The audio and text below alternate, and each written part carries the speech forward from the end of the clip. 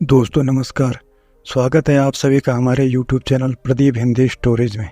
दोस्तों अगर आप चैनल पर पहली बार आए हैं तो चैनल को सब्सक्राइब करें, वीडियो को लाइक तथा शेयर करें। तो चलिए सुनते हैं ये कथा। एक महात्मा ने जीवन भर हरि भजन कीर्तन किया था। उनके आश्रम के सामने एक तालाब था। जब उनका अंत समय आया तो उन्होंने देखा कि एक बगुला मछली पकड़ रहा था। उन्होंने बगले को उड़ा दिया। इधर उनका शरीर छूटा तो नरक में जाना पड़ा। उनके चेले को स्वप्न में दिखाई दिया कि वे कह रहे हैं, बेटा हमने जीवन भर कोई पाप नहीं किया, केवल एक बगुले को उड़ा देने मात्र से नरक मिला है मुझे, लेकिन तुम सावधान रहना।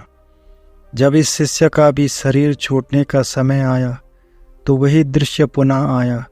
बगुला मछली पकड़ रहा था। गुरु निर्देश मानकर उसने बगुले को नहीं उड़ाया। मरने पर वह भी नरक पहुंचा।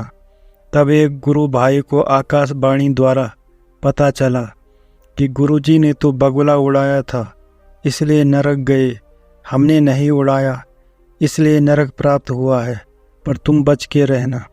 जब इन गुरु भाई की मरने की घड़ी आई तो संयोगवश पुनः बगुला मछली मारता दिखाई दिया।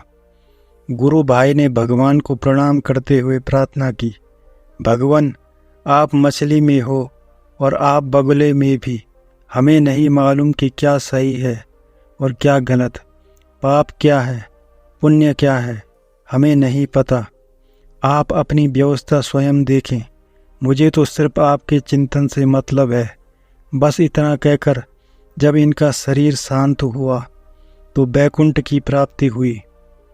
श्री नारद ने भगवान से पूछा, भगवान अंततः वे नरक क्यों गए? महात्मा ने बगुला उड़ाकर कोई पाप तो नहीं किया।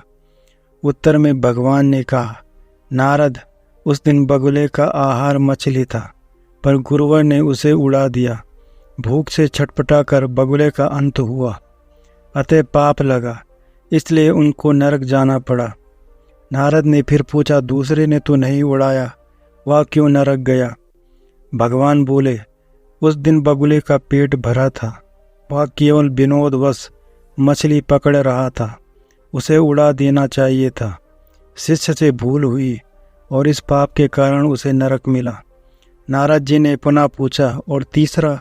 भगवान ने कहा, तीसरा मेरे भजन में लगा रहा, उसने सारी जिम्मेदारी मुझको सौंप दी।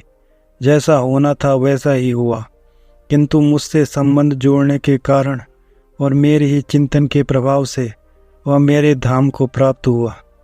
सीख, अतः पाप पुण्य की चिंता में समय न गंवाकर जो निरंतर हरि चिंतन में लगा रहता है वह मेरे परम धाम को प्राप्त होता है। जितना समय हमारा मन भगवान के नाम रूप लीला गुण और धाम में रहता है, केवल उतना समय ही हम पाप से मुक्त रहते हैं। इसलिए सदैव हरि नाम लेते रहें, हरि चर्चा करते रहें, हरि कथा सुनते रहें। श्रीमन नारायण नारायण हरि हरि, तेरी लीला सबसे न्यारी न्यारी, हरि हरि।